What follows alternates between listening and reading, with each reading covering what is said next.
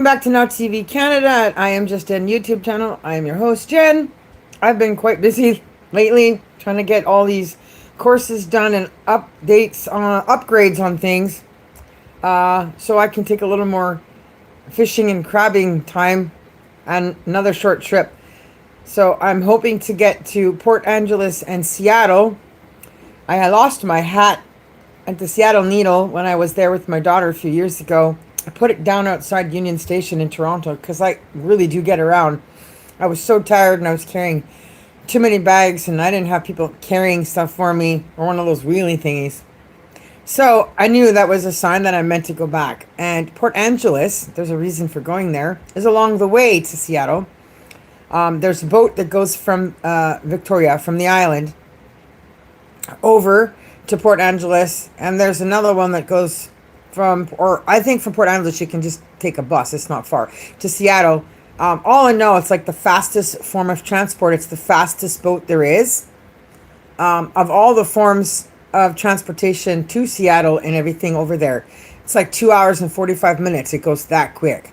Whereas most of the time it's like, 3-4 hours to get there. And this includes on the train. So Port Angeles, my reason for going there, back to the story, is that rumor has it Port Angeles has no vegetarian restaurants. And I was raised carnivore. I was raised meat eater. Now, after 20 years of the pig in Canada, where I was not able to go to a grocery store or a restaurant and order a rack of beef ribs anywhere or buy them anywhere, I'm so done with this campaign of trying to get people to eat poor quality stuff of all sorts of things right across the board.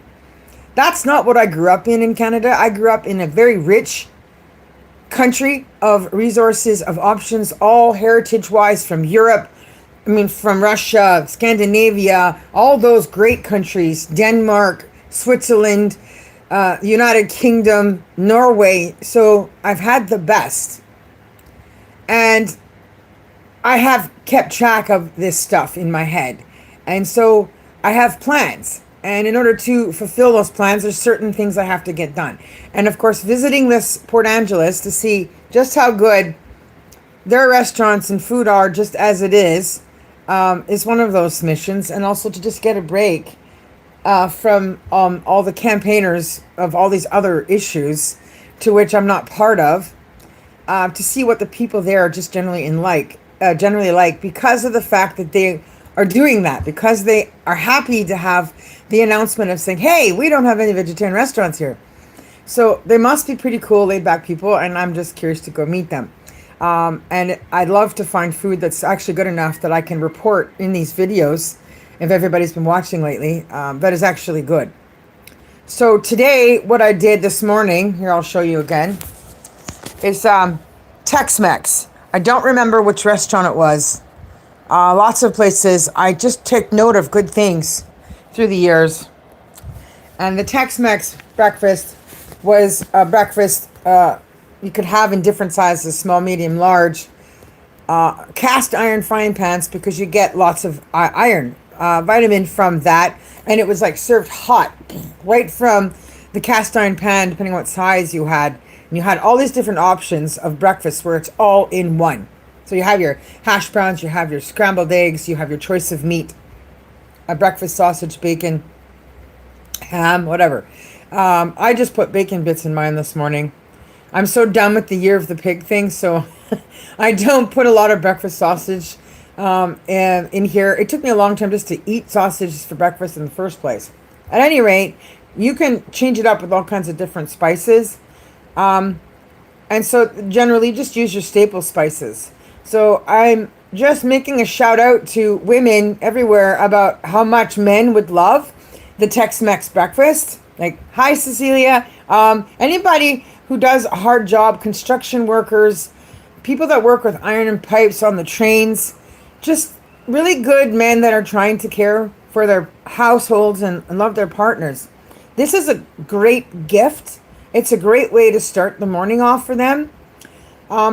Just like in Christoffer's case, where he cooks for other people all the time, right? So this, basically you could do this in the morning or at the end of the day. It just surprised me meal would satisfy just about any hardworking man that doesn't like being hungry and would like to have something nice given to them for all that they try to put into making family life at home a happy and good one. So that's why I shared this breakfast, because I can't find this version of breakfast anywhere in Canada anymore. So throughout my record of breakfasts and other meals on this channel, I will share foods and things that I was lucky enough to enjoy at restaurants growing up that is not around now. Like there was some beautiful hotels back in the day that had some beautiful breakfast. The Delta Hotel had this breakfast. It was an omelet, and it was named after them. So it was like the Delta omelet.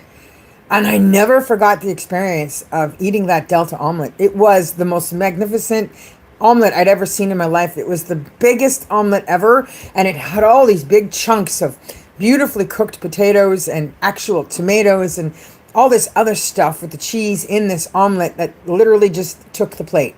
Like it was the plate, right? Like it's just the show. It was the center of the piece of the plate. Now, obviously, it's folded over, so it wasn't the plate, literally, in that round sense. And then you have your toast and jam.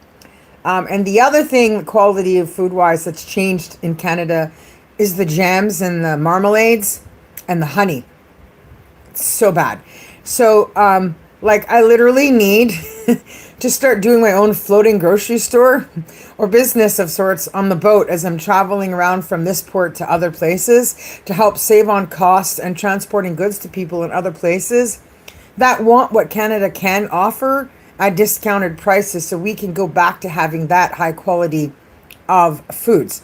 Canada has great farmers. We have great farm products. And it's just about finding the people that can take those products and produce wonderful products with those things. Unfortunately, other people from other places are getting into our honey business, and we're not getting the quality results of the great honey like we did back in the day. Also because the factories and production of the honey is becoming too big, and they're not letting honey do its thing naturally. And so you're overproducing at a faster rate. The comb doesn't have enough time to age properly to get that quality, the variety of the wildflowers they need. There's just a list of things. Also, what you're putting your honey in absorbs into the honey, and you can then taste that container. I have a honey that I know if it wasn't put in a plastic container probably would be a higher grade of honey that I could enjoy, but you can taste the plastic container it's in, and that's just not an enjoyable flavor in your honey. So all I can really use that honey for is an alternative to sugars when baking foods. So I'm going to keep out going on a search for other honeys. The Costco has these big, huge containers of honey, but the quality of that honey is not as good as the Billy Bee honey that my grandmother pretty much raised me on, which I can now only basically find once in a while, either at a Safeway or a Shoppers Drug Mart. And I'll pay the $10 for the small little container of that. So I'm hoping at some point down the road to get enough bee training where I can learn to do my own bee thing. Bees like me. I never get stung anywhere. The wasps don't even sting me. I just don't have any problems. So I think that just nature knows when people mean well and mean to do well. So the long or the short of it is, after I'm done my trip in Port Angeles and Seattle, I want to go up north to Norway, which is the richest country in the world. I want to go to Svalbard. I want to go try and meet some people, make friends, and maybe see if I can transition over there for a while to get some peace and quiet, some fireplace time, some time to finish writing stories, and to introduce my skills as a cook and a writer, and reading my work on the radio, and see if I can, get away from the big city and all the flashy, noisy stuff and the expenses of things. And I want to be able to bring these high quality products or options to them to help cut costs, because it's one of the most expensive places to live. The grocery bills can be higher than rent, and the quality of the food, specifically like the jams and the honey stuff, it's not as good as it should be. So here is my shout out to people up there who want to come down to the Vancouver port. So Christopher, Cecilia, you want to come down here? We can get a boat. We can go shopping at flea markets, at the farmers markets where people have their own tables from their farms, fresh goods. And some of them do it right at the end of their roads of their property. You drive by and it's there. And then there are dollar tables and dollar places here where you can go get produce at reduced rates that are still usable, especially if you use it all right away. And I found this building, I found this place we could turn into a store out in Deep Cove, which you guys would love. It's breathtaking. And you can and age the products and the things we get there. We can make jams and seal jams and stuff and just get it all packed up and ready to take up. And then we're helping to use up the resources we have here. And then there's less waste, which makes Canada happy and puts us on the market and helps businesses that are local and small stay in business and makes everyone happy because it's fair market price. So we can actually get fed and eat healthy food. We know what is in it because we're making it ourselves, and people buying it are happy because they're getting good quality products, and we want that, right? So that's the idea here.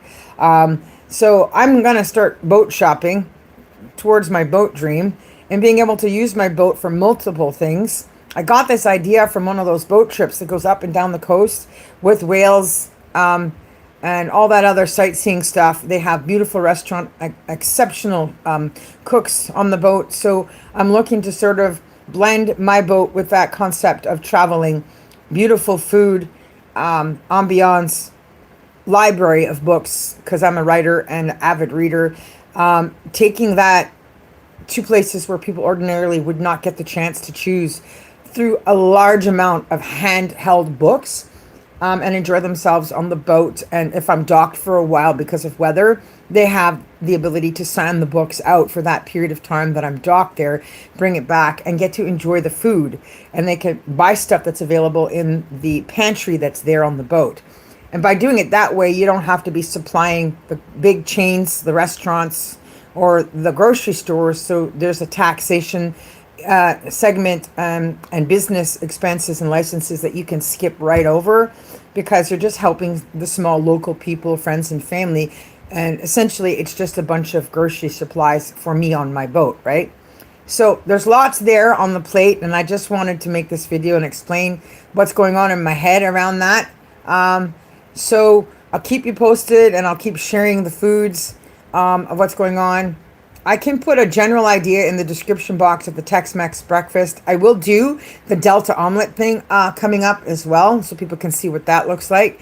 Even a hardy woman that works really hard would also enjoy any of these things because I did. So yeah, that's it. I'm going for a swimming lesson. I'm teaching swimming today. That's why I had my hearty breakfast. It's been a long time since I had this breakfast, so I enjoyed it. I have leftovers.